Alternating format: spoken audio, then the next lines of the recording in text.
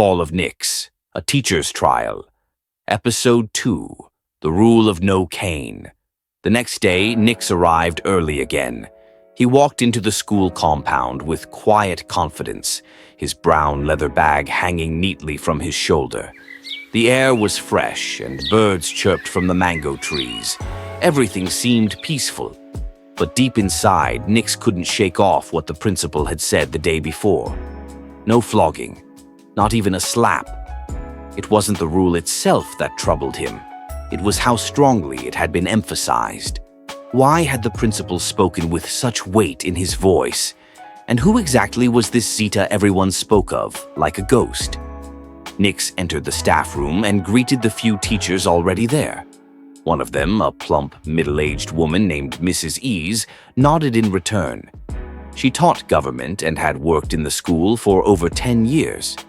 "Mr. Knix," she called gently. "You had your first class yesterday, right?" "Yes, Ma. SS2B, she chuckled softly. SS2B.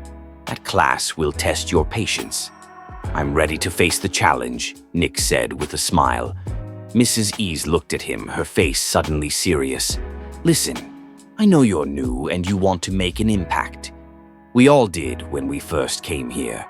But let me warn you, do not touch any child, especially that one they call Zita.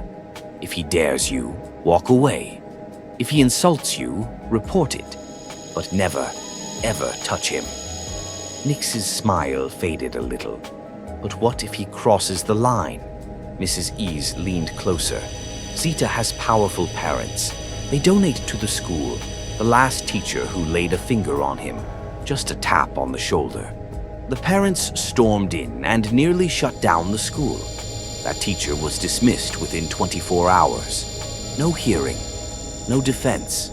Knix was quiet. She continued, "You seem like a good young man. Don't let anyone ruin your career before it starts." "Thank you, Ma," Knix said sincerely. He sat back in his seat, trying to focus on the lesson he had prepared. As the bell rang for second period, he picked up his marker and headed to SS2B. The class was already noisy when he entered. He stood at the door and waited. Slowly, the noise dropped as students noticed his presence. "Good morning, class," he said. "Good morning, sir," they replied half-heartedly. Knix walked to the board and wrote, "Topic: wants, scarcity, and scale of preference." He began teaching, using simple examples they could understand. If you have only 500 naira and you want both meat pie and a book, but you can only afford one, what do? "You buy the one that's more important," a girl in the front said. "Exactly," Knix said. "That's what we call scale of preference, arranging your wants in order of importance." Some students nodded, others looked bored. Then, from the back of the class, a voice muttered, "Me, I go buy jollof rice. That one is more important than this boring talk." Laughter filled the class. Knix looked up. The voice came from a tall, dark-skinned boy slouched at the back. His school uniform was rough. One side of his shirt was untucked. He didn't look afraid. In fact, he looked challenging. "Who said that?" Knix asked, his voice firm but calm. The boy didn't answer, but the grin on his face widened. A student nearby whispered, "That's Zita, sir." Knix stared at the boy for a moment. So this is him, he thought. Zita stared right back. "I'm sure jollof rice is tasty," Knix said. "But I'll advise you to eat knowledge today. It lasts longer." The class chuckled again, this time at Zita. His smile faded just a little. Knix continued the lesson, careful not to allow the distraction to derail him. But he noticed Zita never brought out a notebook, never wrote a single word.